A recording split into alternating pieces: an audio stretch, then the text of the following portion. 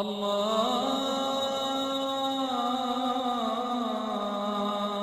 أكبر الله أكبر الله أكبر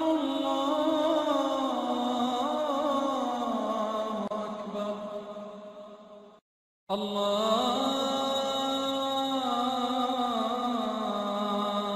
أكبر بندے کو ہر وقت یہ احساس رہے کہ میرا کوئی معبود ہے اور میں اس کا بندہ ہوں۔ یہ احساس جب انسان کے ساتھ جڑا رہتا ہے تو وہ کبھی بھی بندگی کے دائرے سے باہر نہیں نکلتا۔ ہم تو بارش تیز ہو تو نماز قضا ہو جاتی ہے، ہم تو رات دیر سے شادی سے پہنچے اور سحری کے وقت ہم گھر آئے ہیں جی تو اس لیے آج فجر قضا ہو گئے۔ عید کا رش تھا اور گاہک بے تحاشا تھے، عصر کی نماز اس لیے قضا ہو گئی۔ میں نے ٹوٹی کھولی، لائٹ نہیں تھی، پانی نہیں تھا، موٹر خراب تھی، اس لیے نماز قضا ہو گئی۔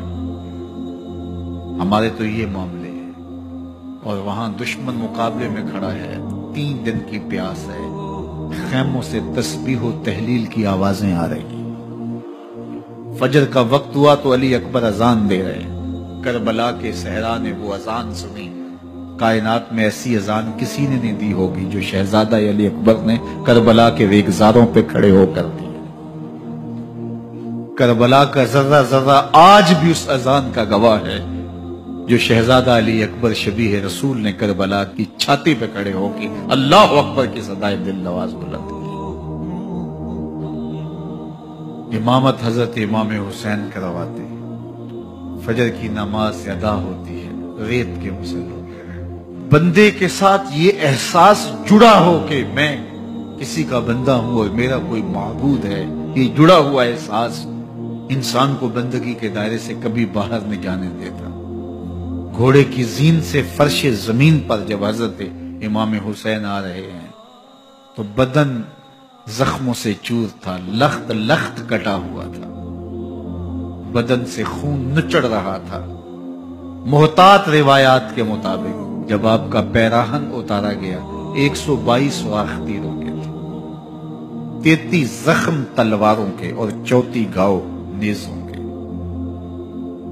اس حالت کے اندر گھوڑے کی زین سے کوئی فرش زمین پہ گرے، بخار کی تیزی ہو تو نمازیں چھوٹ جاتی ہیں۔ یہاں اتنے زخم، بہت ساری برچیاں بدن میں ٹوٹ گئی تھی، لخت لخت سے خون بہ رہا تھا، لیکن حسین ابن علی آتے ہی پیشانی سجدے میں رکھ کے کہتے ہیں سبحان ربی الاعلی۔ نماز قضا نہیں ہونے دی۔ دست قاتل نے سر حسین جب کاٹا تو سجدے میں جھکا ہوا تھا۔ خولی بن یزید آگے بڑھا سر انور کاٹنے کے لیے جب سجدے میں جھکا ہوا تھا، لیکن بدن تھر تھر کانپنے لگا۔ سنان بن انس آگے بڑھا، ہمت نہ پڑی، پھر شمر ذل جوشن آگے بڑھ کے آپ کا سر کاٹتا۔ کتنی دردناک کہانی ہے۔ تو سر دست قاتل نے تب کاٹا جب سجدے میں جھکا ہوا تھا، اور سر انور کاٹ کے نیزے کی نوک پہ چڑھایا گیا، یہ اس بات کا اعلان کرنے کے لیے کہ ہم جیت گئے ہیں، فتح کے نقارے بجنے لگے۔ لیکن لشکر یزید سے کوئی بول کے کہنے لگا ذرا غور سے دیکھو، یہ سر کٹ کے بھی سر بلندی ہے، کٹ گیا ہے پھر بھی اونچائی ہے۔ اب نیزے پر سر پرویا گیا اور فضا میں بلند کیا گیا تو کٹی ہوئی گردن کی جانب سے نیزہ ڈال لیا جاتا، لیکن نیزہ ڈالا گیا اس طرح کہ کٹی ہوئی گردن کا رخ آسمان کی طرف اور پیشانی کا رخ زمین کی طرف۔ ایک شاعر نے تخیل باندھا، باں کے سر نیزے پہ اور سوئے زمین ہے روح، یعنی سجدہ ثانی کی ہے آرزو۔ رکعت کے 2 سجدے ہوتے ہیں، ابھی ایک ہوا تھا، سر حسین دست قاتل نے کاٹ لیا، کہا نیزے کی نوک پہ حسین کی پیشانی میں دوسرے سجدے کی آرزو مچل رہی۔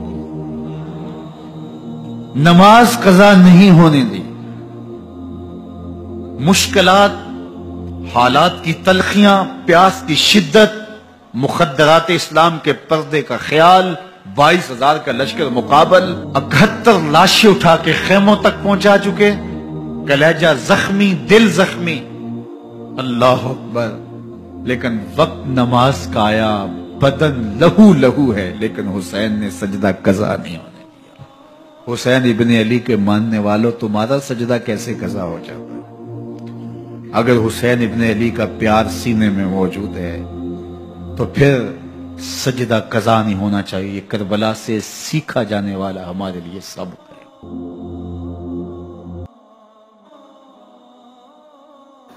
ہماری ویڈیو پسند آئے تو لائک، شیئر اور سبسکرائب ضرور کریں۔